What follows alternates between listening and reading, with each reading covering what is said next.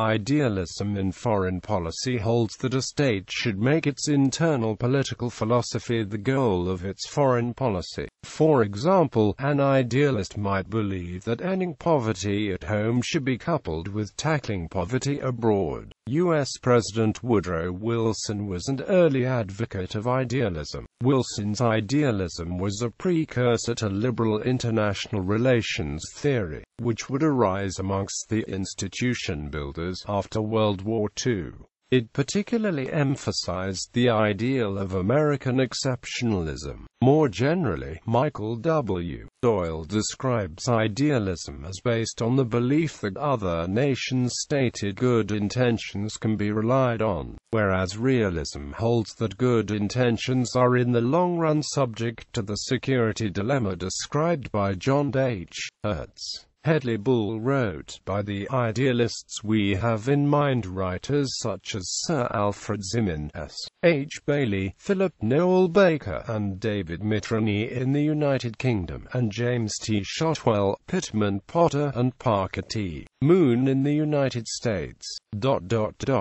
The distinctive characteristic of these writers was the belief in progress, the belief, in particular, that the system of international relations that had given rise to the First World War was capable of being transformed into a fundamentally more peaceful and just world order, that under the impact of the awakening of democracy, the growth of the international mind, the development of the League of Nations, the good works of men of peace, or the Enlightenment spread by their own teaching, it was in fact being transformed, and that the responsibility as students of international relations was to assist this march of progress to overcome the ignorance, the prejudices, the ill will, and the sinister interests that stood in its way. History. Since the 1880s, there has been growing study of the major writers of this idealist tradition of thought in international relations,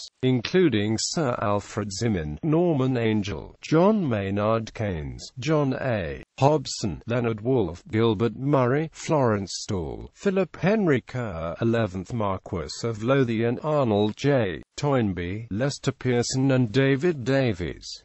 Much of this writing has contrasted these idealist writers with realists in the tradition of E. H. Carr, whose The 20 Years' Crisis both coined the term idealist and was a fierce and effective assault on the interwar idealists. Idealism is also marked by the prominent role played by international law and international organizations in its conception of policy formation. One of the most well-known tenets of modern idealist thinking is democratic peace theory, which holds that states with similar modes of democratic governance do not fight one another. Wilson's idealistic thought was embodied in his 14 Points speech, and in the creation of the League of Nations. Idealism transcends the left-right political spectrum. Idealists can include both human rights campaigners and American neoconservatism, which is usually associated with the right. Idealism may find itself in opposition to realism, a worldview which argues that a nation's national interest is more important than ethical or moral considerations. However, there need be no conflict between the two.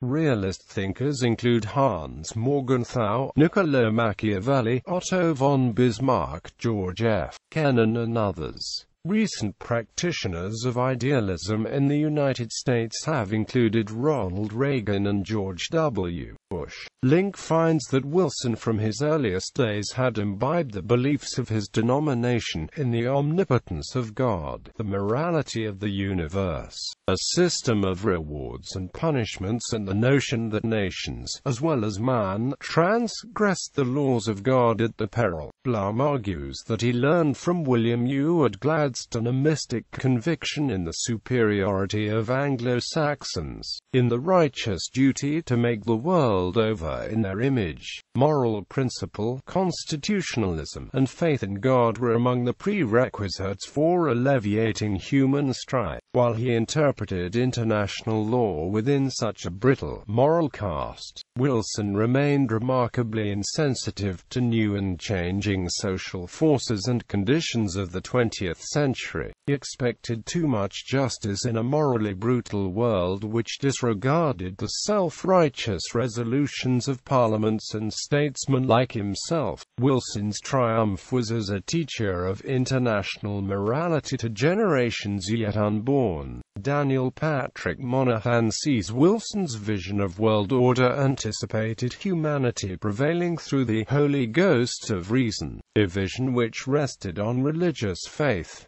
Wilson's diplomatic policies had a profound influence on shaping the world. Diplomatic historian Walter Russell Mead has explained, Wilson's principles survived the eclipse of the Versailles system and they still guide European politics today. Self-determination, democratic government, collective security, international law, and a League of Nations. Wilson may not have gotten everything he wanted at Versailles, and his treaty was never ratified by the Senate, but his vision and his diplomacy, for better or worse, set the tone for the 20th century. France, Germany, Italy, and Britain may have sneered at Wilson, but every one of these powers today conducts its European policy along Wilsonian lines. What was once dismissed as visionary is now accepted as fundamental. This was no mean achievement, and no European statesman of the 20th century has had as lasting, as benign, or as widespread an influence. American foreign relations since 1914 have rested on Wilsonian idealism, says historian David Kennedy, even if adjusted somewhat by the realism represented by Franklin Delano Roosevelt and Henry Kissinger. Kennedy argues that every president since Wilson has embraced the core precepts of Wilsonianism. Nixon himself hung Wilson's portrait in the White House Cabinet Room. Wilson's ideas continue to dominate American foreign policy in the 21st century. In the aftermath of 9/11 they have, if anything, taken on even greater vitality.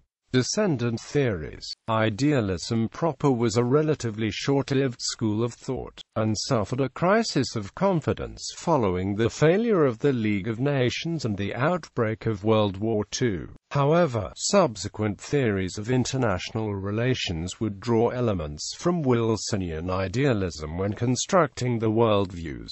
Liberalism manifested a tempered version of Wilson's idealism in the wake of World War II. Cognizant of the failures of idealism to prevent renewed isolationism following World War II, and its inability to manage the balance of power in Europe to prevent the outbreak of a new war, liberal thinkers devised a set of international institutions based on rule of law and regularized interaction. These international organizations, such as the United Nations and the NATO, or even international regimes such as the Bretton Woods system, and general agreement on tariffs and trade, were calculated both to maintain a balance of power as well as regularize cooperation between nations. Neoconservatism drew from liberalism its intense focus on the promotion of universal values, in this case democracy, human rights, free trade, women's rights and minority protections. However, it differs in that it is less wedded to the importance of preserving international institutions and treaties while pursuing assertive or aggressive stances which it deems morally worthy, and is willing to use force of the threat of force unilaterally if necessary to push for its goals.